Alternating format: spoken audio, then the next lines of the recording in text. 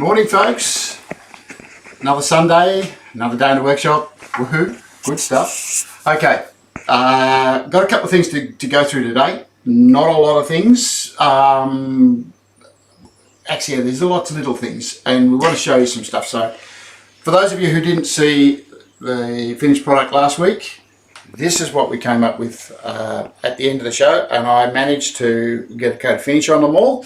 And they look really, really pretty. Now I've got 4 of them there, so they all come up quite nice. Small sides, small dovetails, and only a couple in a nice little box with a lid that actually fits between the 2 sides. So came up quite nice. This time we're going to go on to something a little different once we've got these ones done. Well, now that we've got these things done, not once we get these things done, but now that we've got these things done, I'm going to go on to a bigger box. Now you may have seen in my blurb at the beginning that I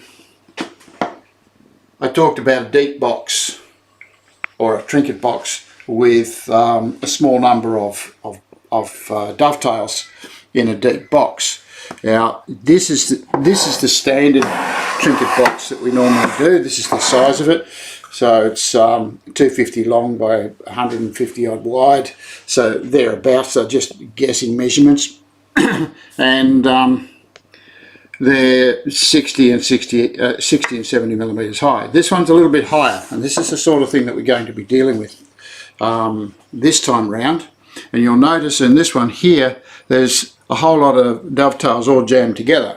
Now it's very crowded. So some people like that, I do, and some people don't. So what we're going to do this time is we're going to do small dovetails, small amount in a deeper size sort of box. Okay, so this one here is, again, these are A10 by the way. They're not H10 like the rest of the stuff that we're working with. So you can see that the dovetails are actually a much bigger outfit. So there's a fair few in there, and then we're going to focus on the lids. Now this lid here doesn't have butterflies in it, but it's another way of doing the lids, and you saw how we did the little beak on the front of the lifter on the smaller box. This one has that. And you'll notice on this box here, it's surround around the outside and also a surround around the inside. Actually, that's very subtle, the outside one. Very, very small amount of material. And the reason being is because I have walnut on the front, and I want the front of the edge of the box to be match up to, the front of the lid to match up to the box. But I want some different characteristics in the lid itself, so basically that's what I've done. With the second box, this is the one we're going to be working with. We're not going to do this lid, but we're going to do that lid there, and we're going to use some of the things that we did on that box.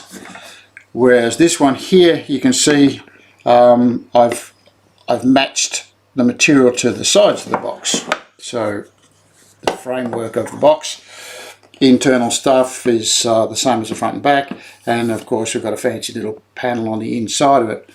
This one, of course, has got the butterflies. The butterflies match up to the white bits around. They're all a little feature, and it's the reason we actually built the mini jig to start with, was to help in the construction of those little butterflies.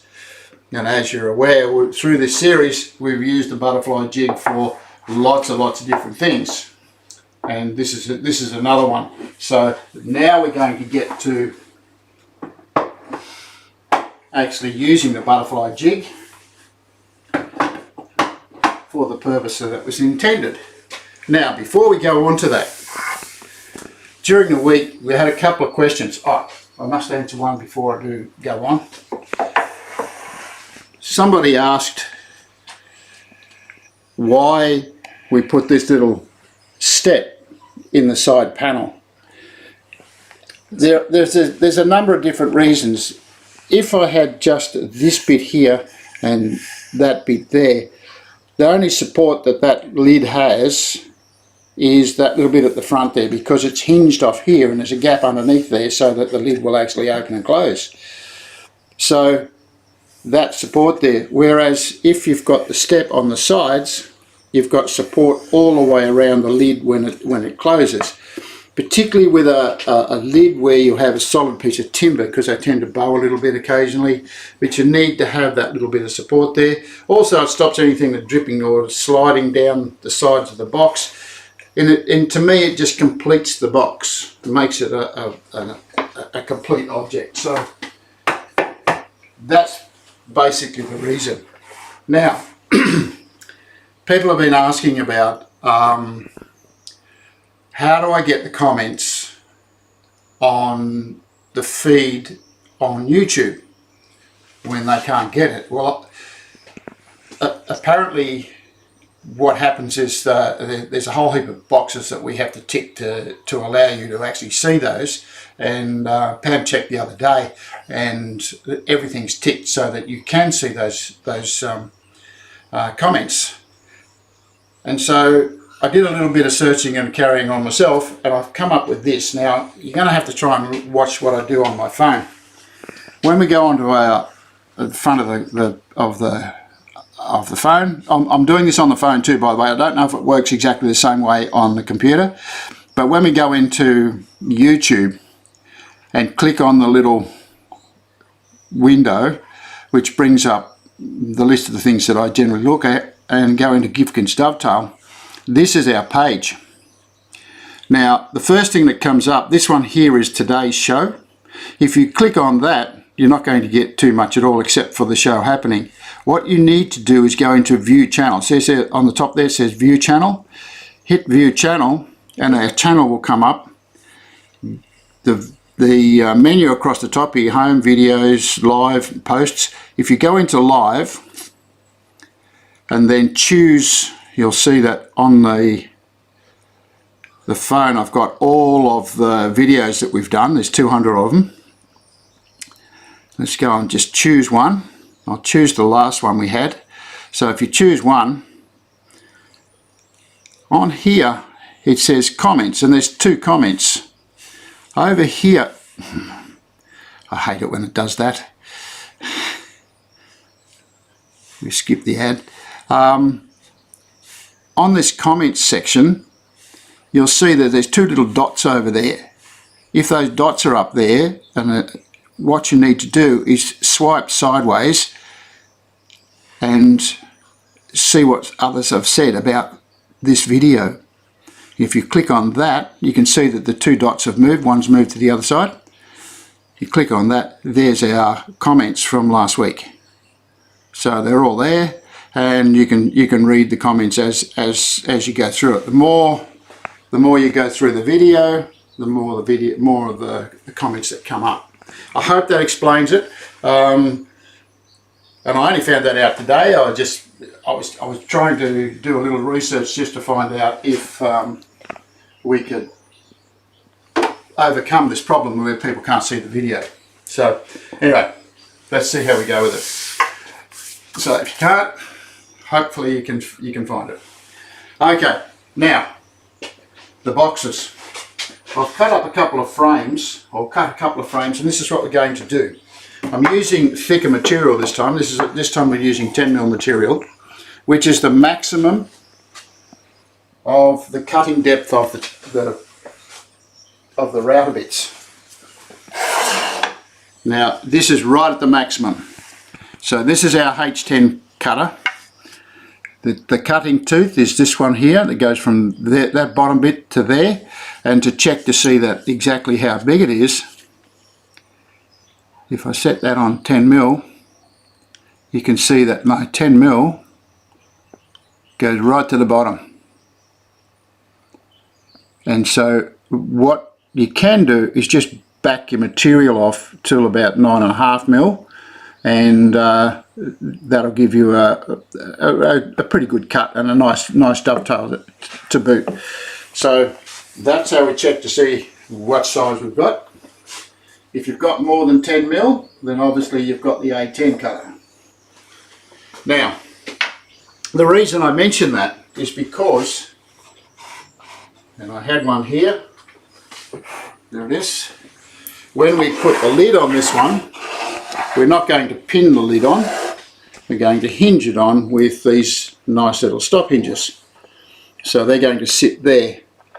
And the reason that I want the material thicker is because I don't want it to stick out the back of the piece of wood too far. To me it looks a little bit odd having a hinge stuck all the way out the back.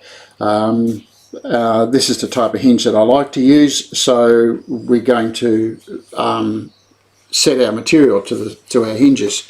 So that's going to go onto there, and I'll show you, we'll go through the process of actually fitting the hinge, and I'll show you how to set up for that. So thicker material, of course, because of the hinging system. Now you don't have to have the same thickness material all the way around the box. You can have thin material on both side and front, and thicker material on the back bit there, but so long as it fits with the round bit that you're using. So go from there. Now I've got these ones all set up because, as you're aware, I like to do lots of boxes at the same time so that I've got sort of a movement through the show. Now what I'm going to do this time is I'm going to use some walnut. So I've got some walnut cut. Now this is how I set up to cut it.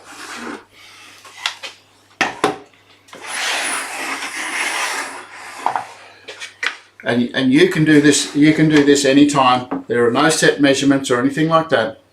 But what I did was I put a piece of timber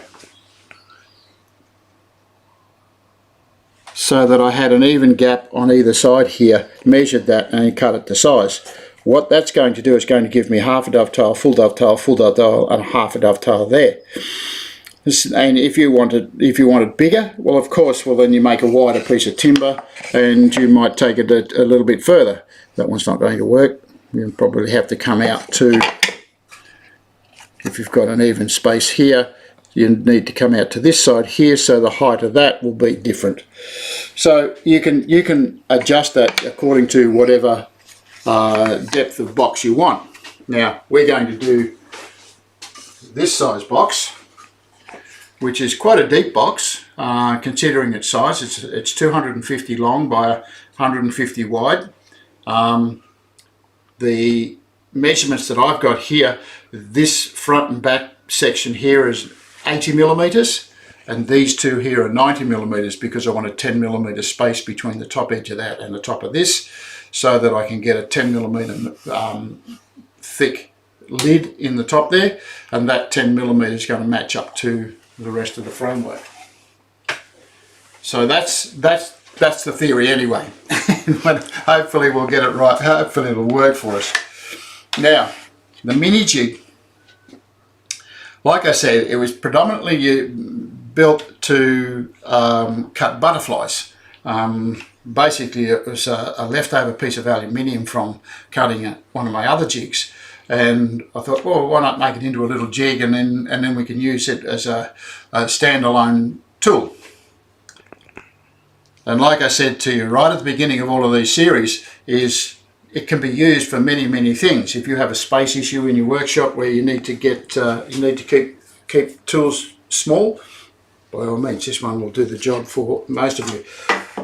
But the caveat on it is that you're using very small router bits, and so you have very small dovetails, and it will limit you to what size things you want to do, what size dovetails and so forth. So you need to think about that. But you can still use it for lots of different types of boxes and frameworks. So what we're going to do is I'm going to set up now, and there's a couple of little tricks involved in this. The thing about the dovetail, this job now, is we're going to be introducing a new stop that we've just developed for the jig. So let me get started and we'll cut the framework. Let's cut the frame and get the box made. As you can see, I'm usually face side mark. This time what I've done is I've actually written front and back on the pieces so that I know exactly where everything's going to be. And when I set up,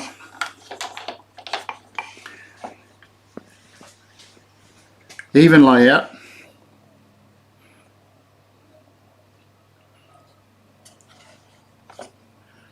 so. Bring up my stop. Now I'm going to be using both ends of the jig again, which is what we did last time. I want a nice even layout of joints, just making sure that everything's exactly the same. Bring up my stops.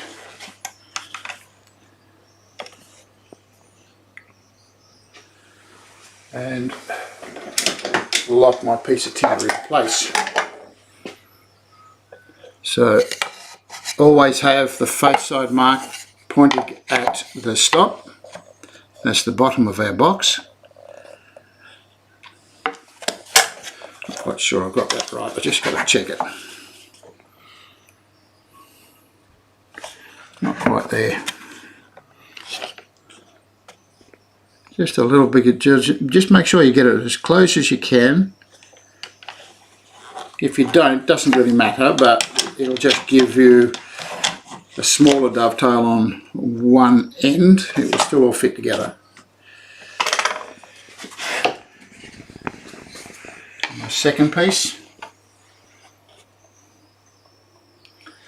Now the rule of thumb that I work by is that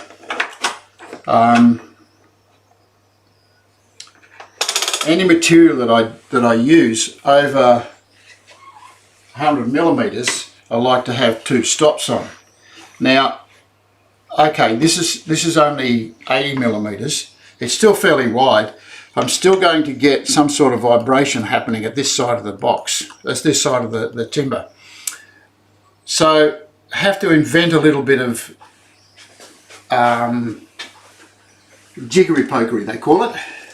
What I can't do is I can't actually put another clamp on here without all this mess happening at the back of the jig, where we've got handles and things like that. It becomes very, very complicated. So you have to think outside the box a tiny little bit and think, well, how can I get that tight on this side of the timber? It's quite easy. Make yourself a little piece of block. And we can put the stop in here, like that. Clever. And just make sure that you've got space underneath here so that you're not going to hit anything. And that way, everything's nice and tight again. Nothing's going to vibrate or move. Okay. Fit our round a bit.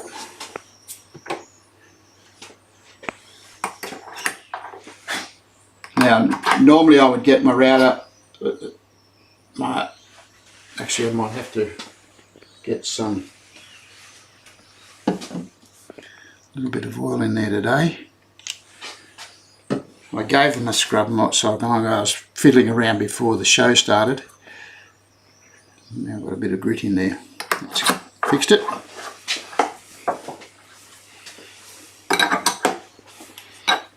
Okay, we shall lock up everything.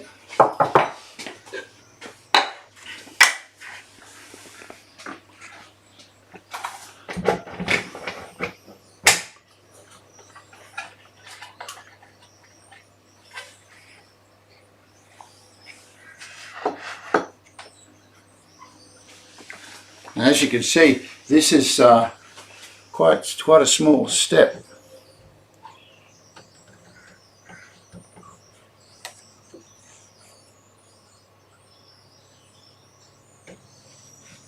Just have to be very, very precise about this.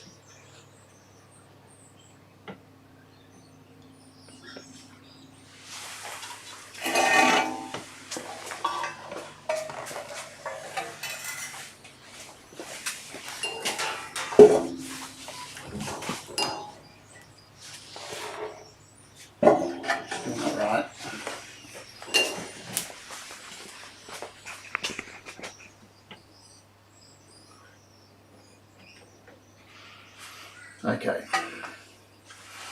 I've got that sorted. It's the tiniest little bit of exposure above the thickness of the timber. So now we're just going to cut this. Now it looks complicated, but it really isn't all that complicated. All all I'm going to do is cut the box, cut the framework, and then I'll go through the whole process and we'll get it all done very quickly, and then we can go on to the next bit. So ears on, everybody.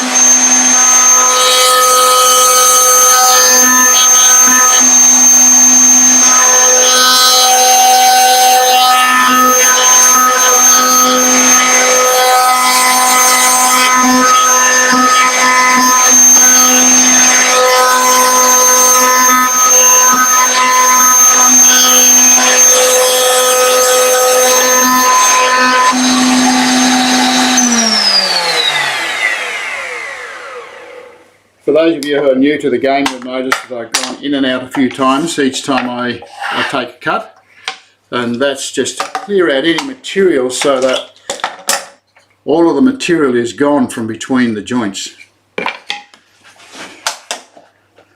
It's a very subtle movement, isn't it, with the dovetail jig, but you still need to ensure that the router is running around the inside edge of the template.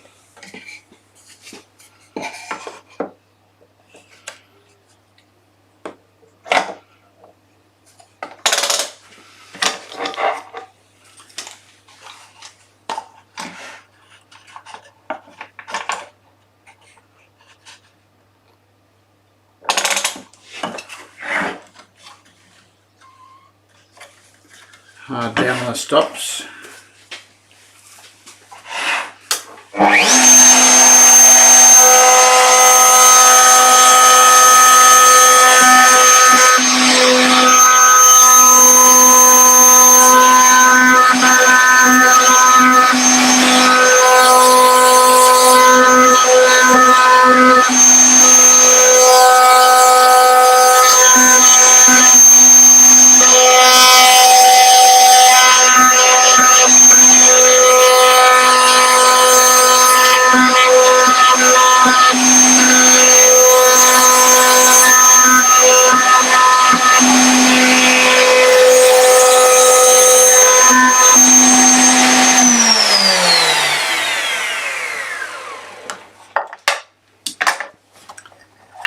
For those of you who are still struggling with your kit, we do have classes. You can come along to a class and we can sort out your problems for you. Now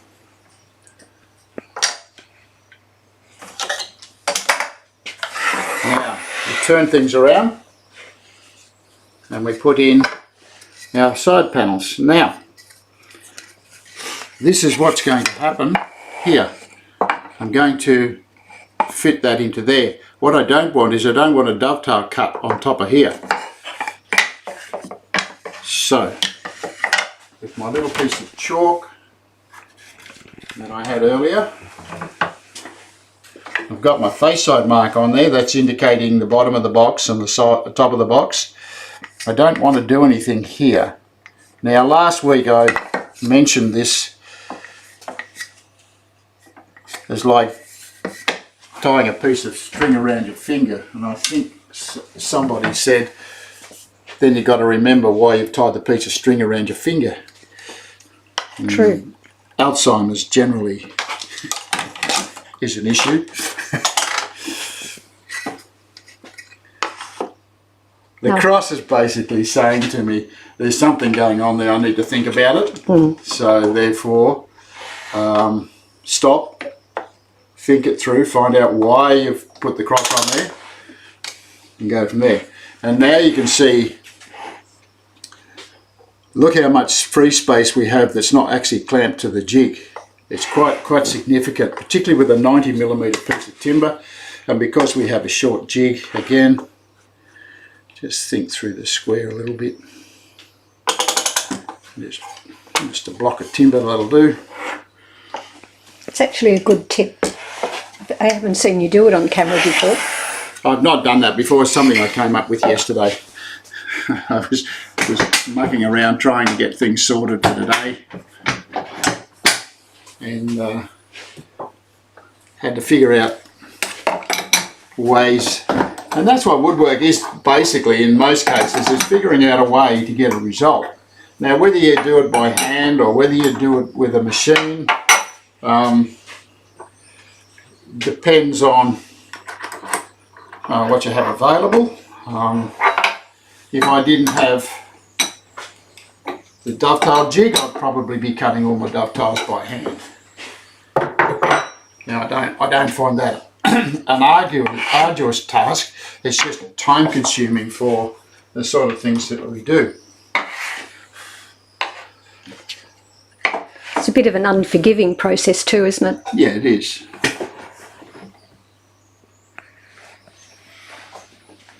Readjust.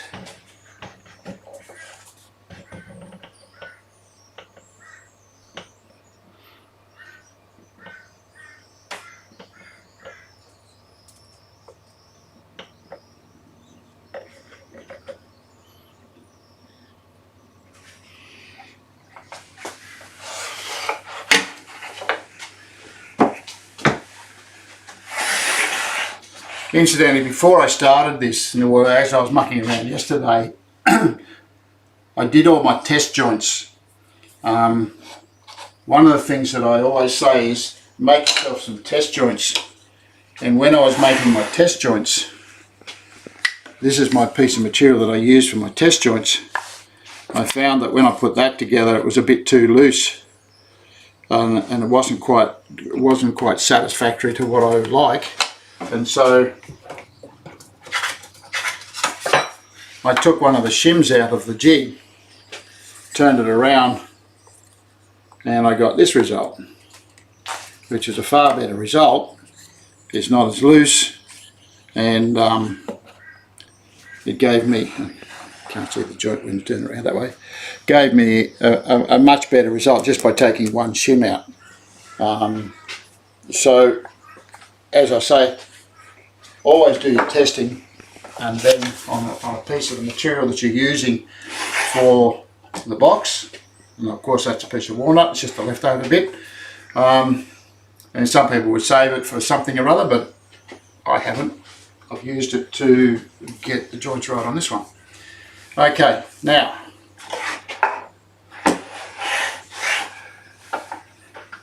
making sure everything's right.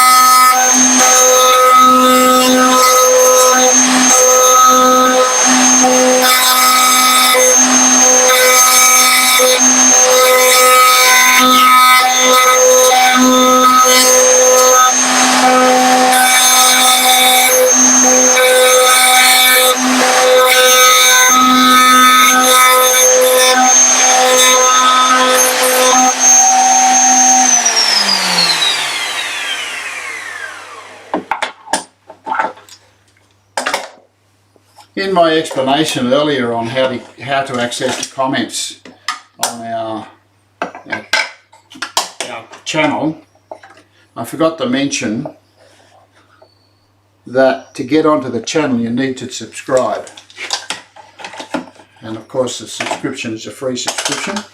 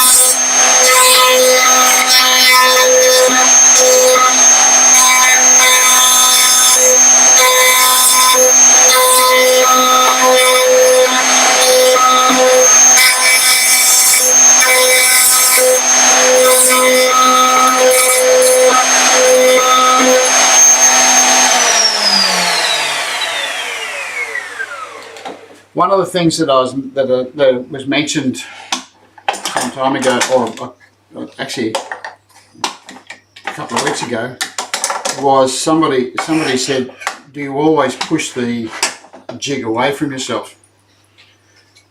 And my comment to that is always, that's what we recommend. You hear how you use the jig. If you want to use it some other way, that's up to you, but we don't recommend that you do anything else apart from pushing it away. Part of the reason is because if you look at that, normally we've got a dust extractor system sitting on here, and all of that stuff will be going straight up the dust extractor. If you've got the jig between you and the dust extractor, it's not going to work. But if something breaks on this, and sometimes tools do break, if you've got that pointing towards you, or this side of the jig, it's going to come back and hit you in the face.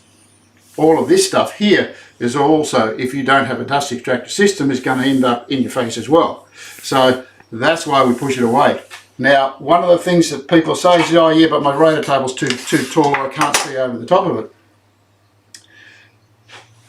Build a little platform. Lower your router table. There are a number of ways around doing that instead of using the factory settings on machinery and equipment and tables and so forth. You can get around that many ways. But we always advocate push the jig away from yourself.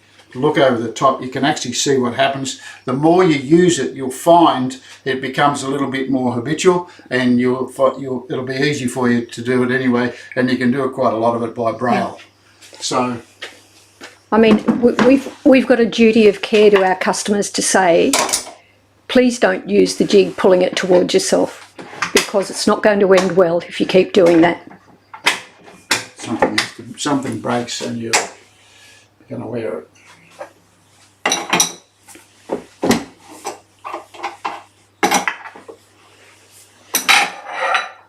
Anyhow, we finished that bit. Now it's just a matter of, first of all, assemble.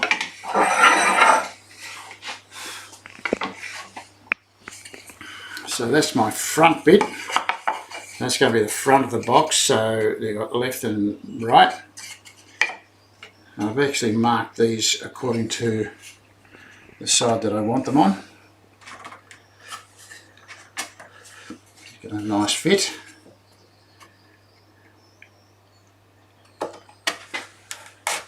That's a nice fit.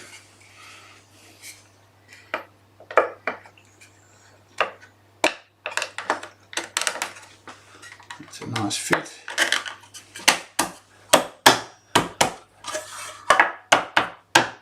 So Ozzy was just saying that his solution to being able to use the jig properly and see is to use a mirror. Yes, you've mentioned that in the past, Ozzy, and I think that's it's quite good. It's just a matter of getting used to. That's right. To setting up the mirror in front of you and doing it that way. So now we have that framework done, and what I'm going to do is I'm going to put that one aside. No, I don't. No, I'm not going to put it aside. I'm going to cut the trench for the base. Let me get my tape.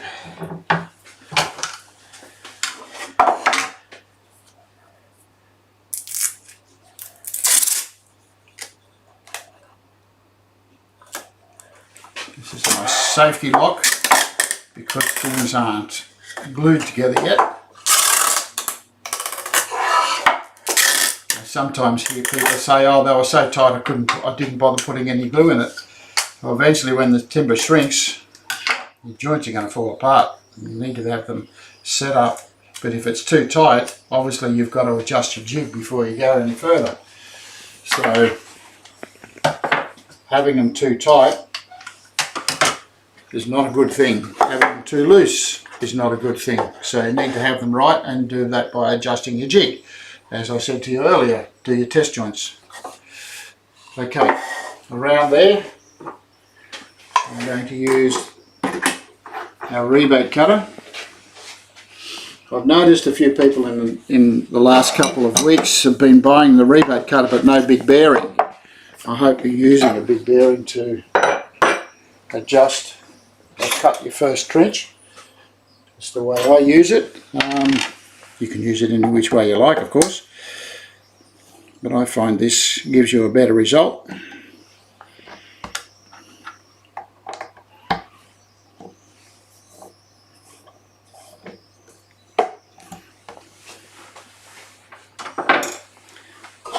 And now I'll set that to 10mm. Get my LARK tool.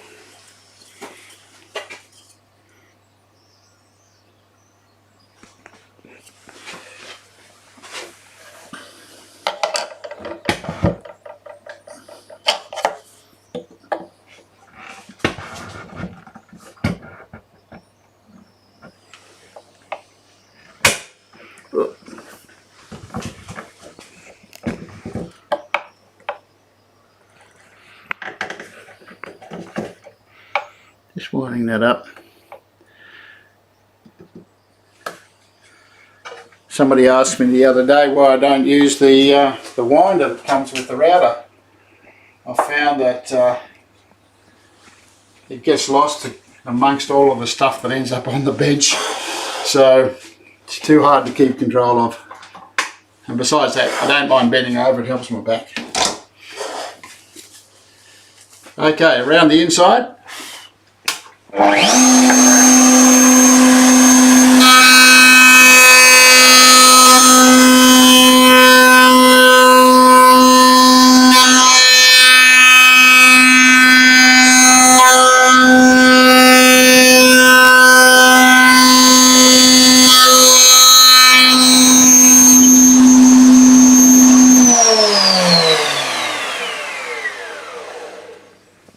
Technique I'm using there is clone routing, so I'm going with the rotation of the router bit.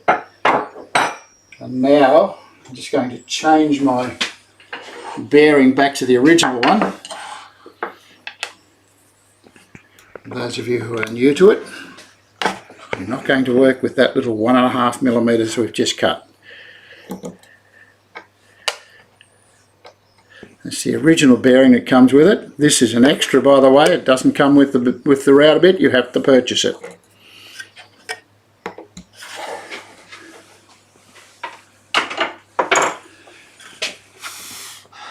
My technique here is to go with the against the rotation of the router bit.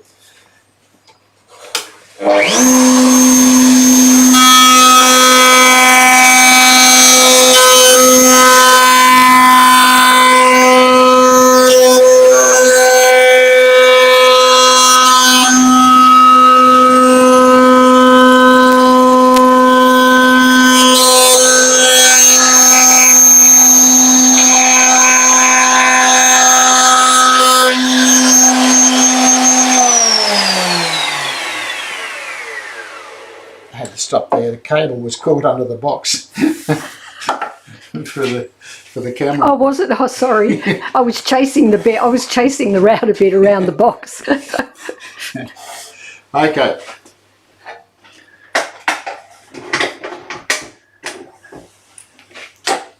Our next step here is to cut some feet in the frame.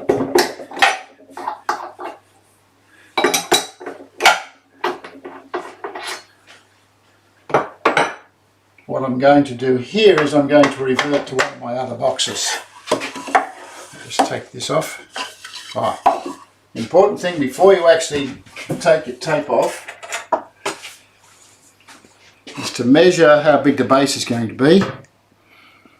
This one's going to be, I'm allowing 1/2 millimetre around the outside.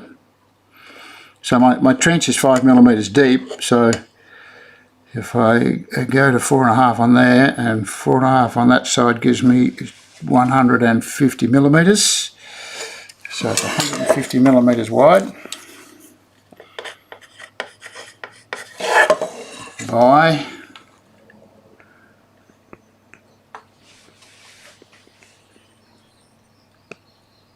240 long.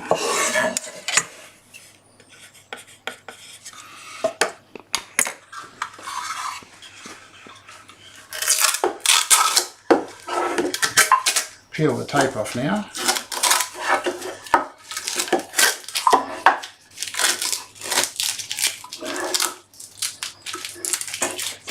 Now I want to put a piece of silver ash in the bottom of the box so that I can use silver ash in the complementary timbers in the lid. The problem is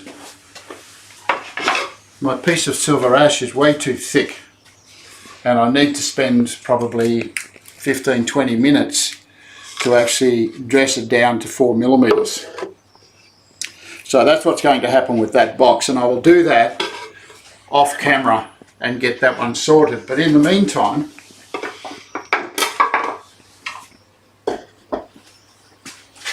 I've got a couple of boxes here that are ready to be put the feet in, and I have the material that I'm using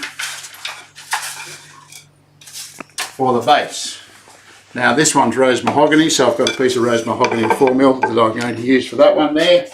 And this one here is Honduran mahogany, and I have a piece of Honduran mahogany that's going to go into the bottom of that.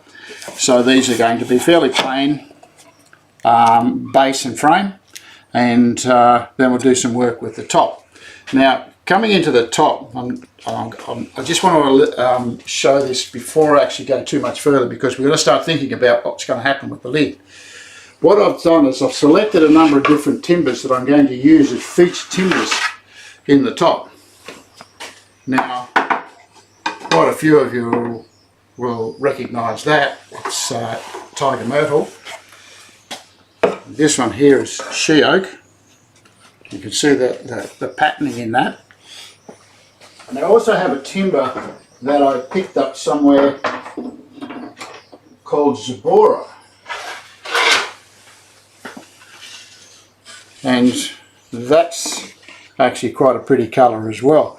So wandering around places, walking into people's workshops, walking into stores, you can see that sometimes you'll see these sorts of things lying around, and if you offer somebody a couple of bucks, I'll generally give it to you.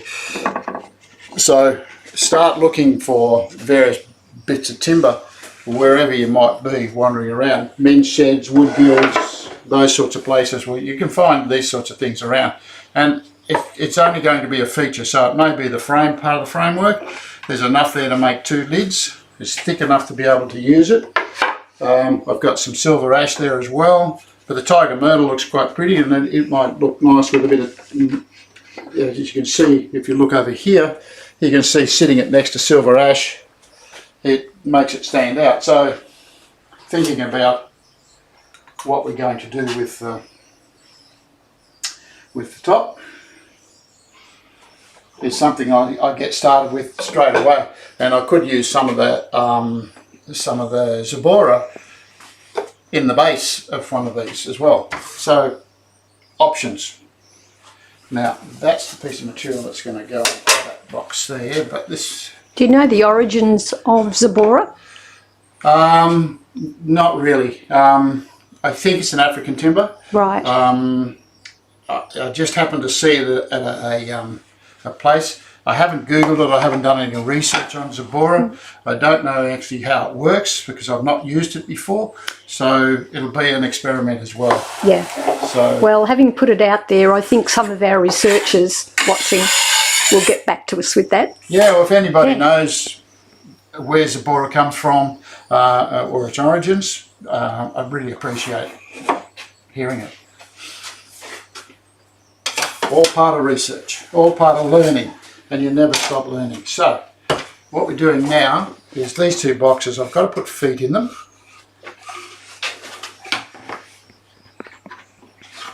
As you can see, quite easy to pull it apart. Always support when you pull apart.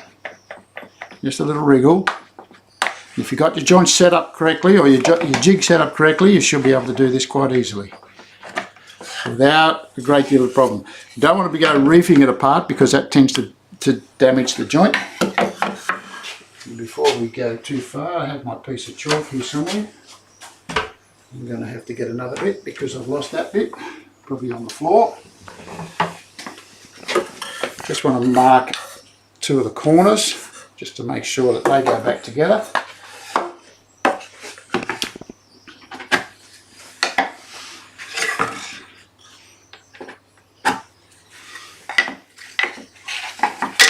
And I'm going to do the second one as well.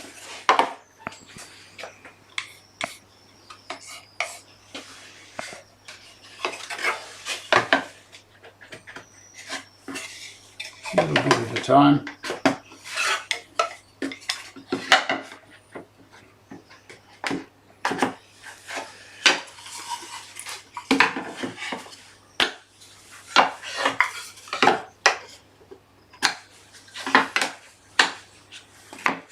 Now these two boxes are exactly the same size, so when I set up for the feet I'm going to use exactly the same measurements. Now I'm going to use a TSR W12 to cut my feet. The beast. Beast a bit.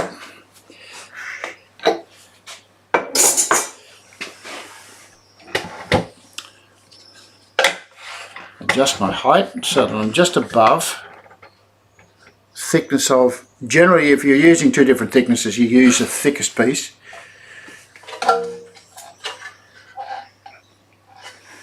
And I have a fence.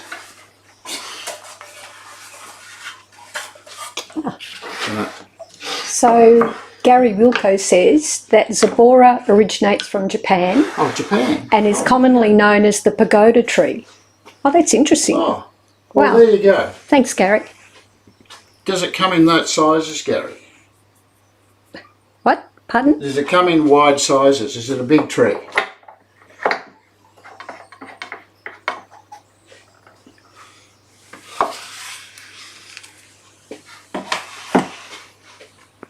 That's the question.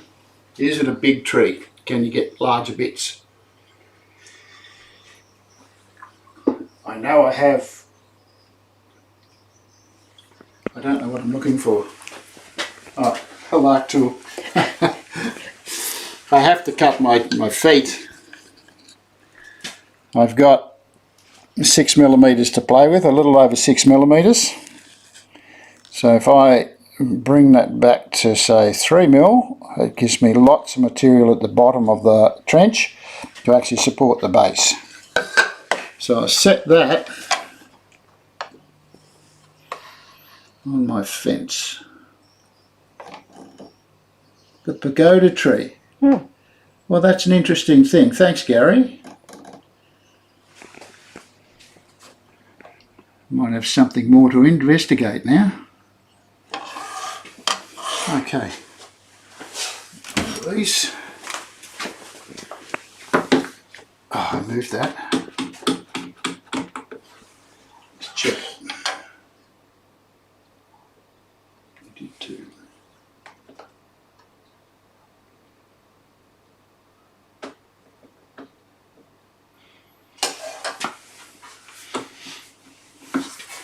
I'm actually going to use my dust extractor this time to show you that I do have it and it is available whenever I need it.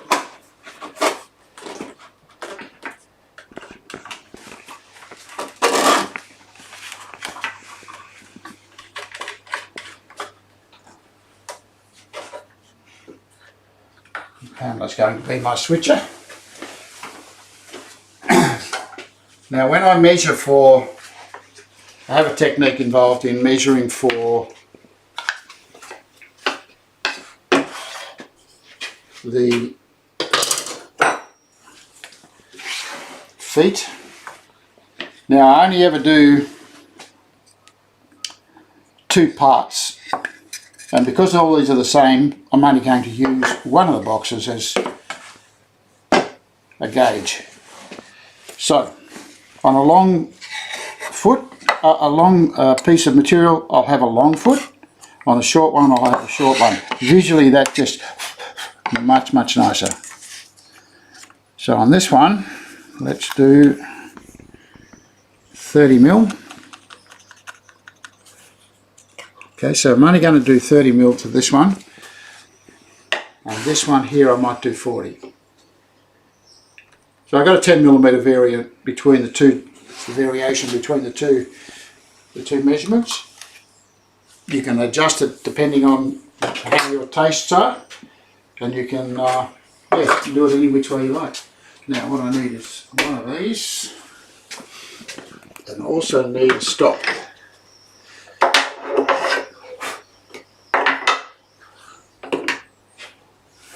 So when I set this up, this is my left edge of my router bit. There's my mark. I set that up to the left edge of the router bit. The router bit will spin in this direction, and it will cut onto the piece of timber, and we'll go 3/4 of the way along, and we'll flip over and we'll start again.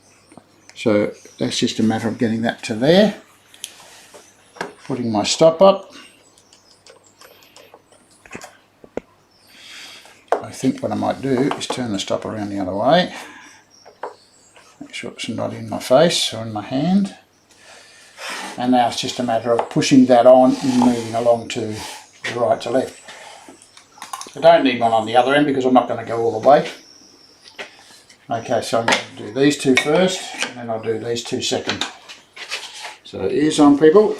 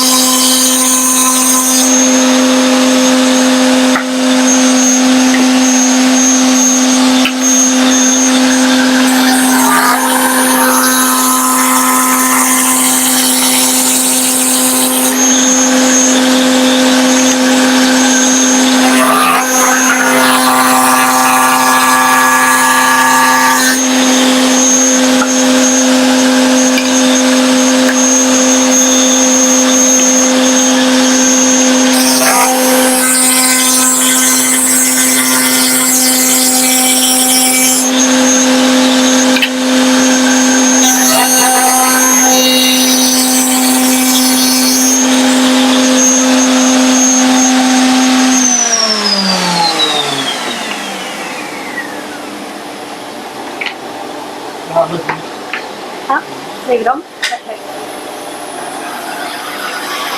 What I'm doing now is just sliding my fence up a little.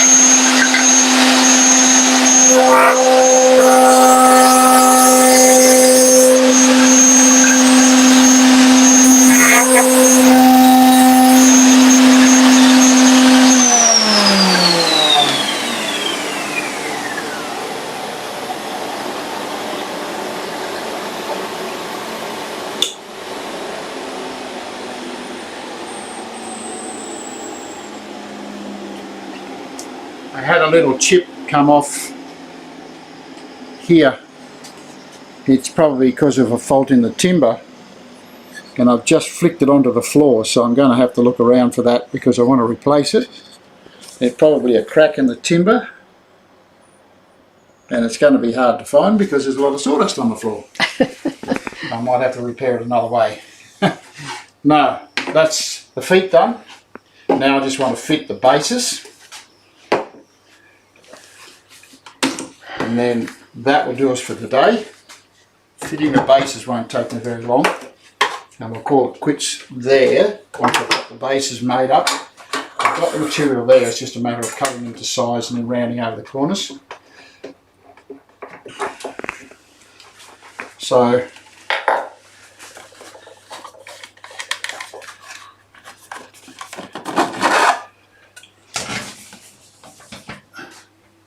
next week we're going to prepare the boxes for their hinges, and then start the process for the lids. And that's going to be the exciting bit, because I'm not just going to do a standard lid as I've done in the past, where I've just got a piece of material and cut a frame around it. I'm going to add some bits and pieces and put some contrasting little bits and pieces in the lid itself, just to give it a little bit of pizzazz, just to make it sort of a little different rather than just plain timber. So that will happen next week. So stay tuned, folks, because we're going to get the boxes looking really, really nice just by using various timbers as the features. Okay. What I need to do is I need to put these to get this to the right hand side, of course. Talk about the front. Yeah, that's the one.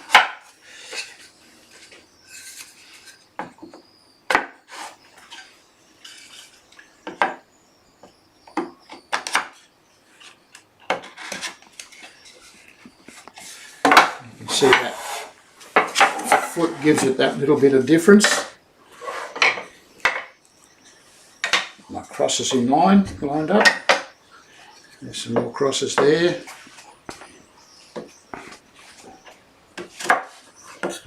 That little piece of timber that fell out has left a little gap in the joint, so I'm going to have to repair that little joint, which is a real shame.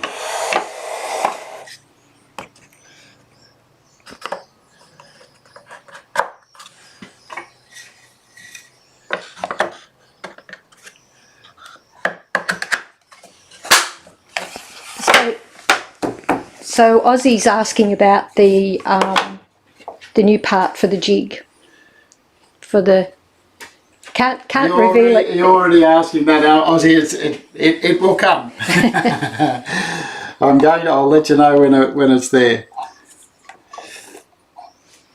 Have patience, my son.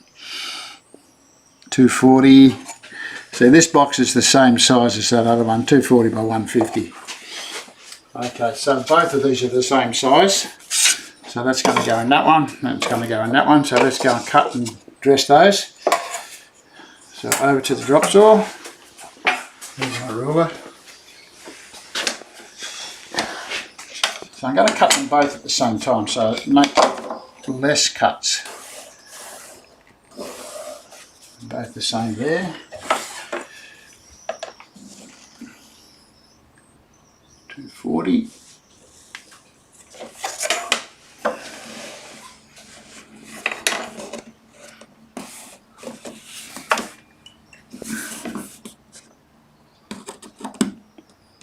Make sure it's exact.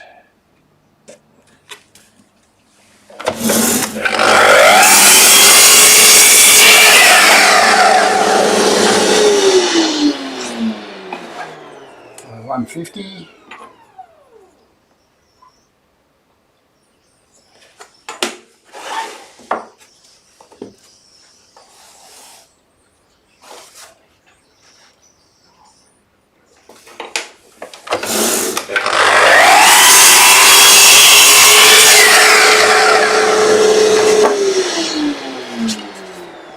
And I've got two nice pieces of timber, so So here to my drops, there's a turned on there.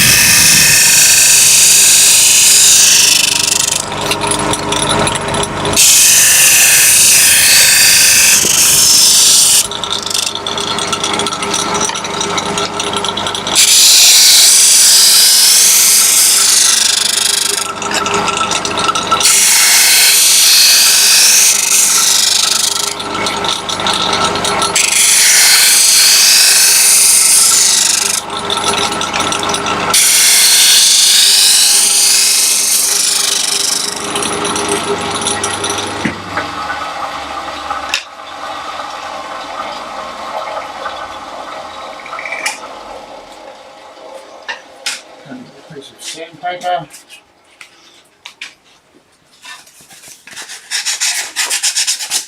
We'll finish right on 10 o'clock, or just a little bit past 10 o'clock.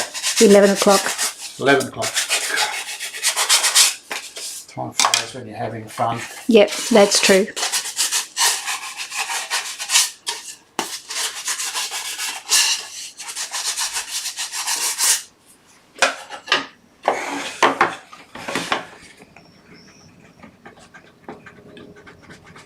This part.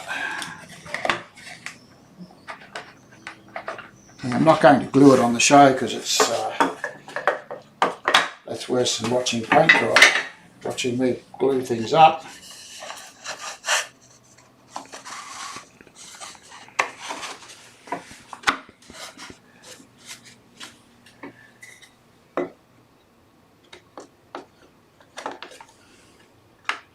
Now just checking to see that everything fits nice.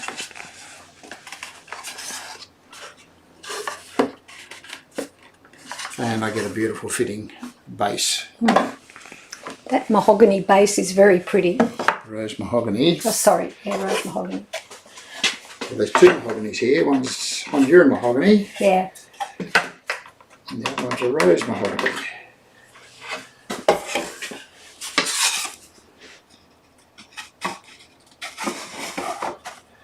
You may have noticed with this one here, I've actually managed to keep the lighter part of the panel, or the lighter part of the box, in the bottom section. You can see I've got a lighter shade of thing, and it goes all the way around the box. Nice.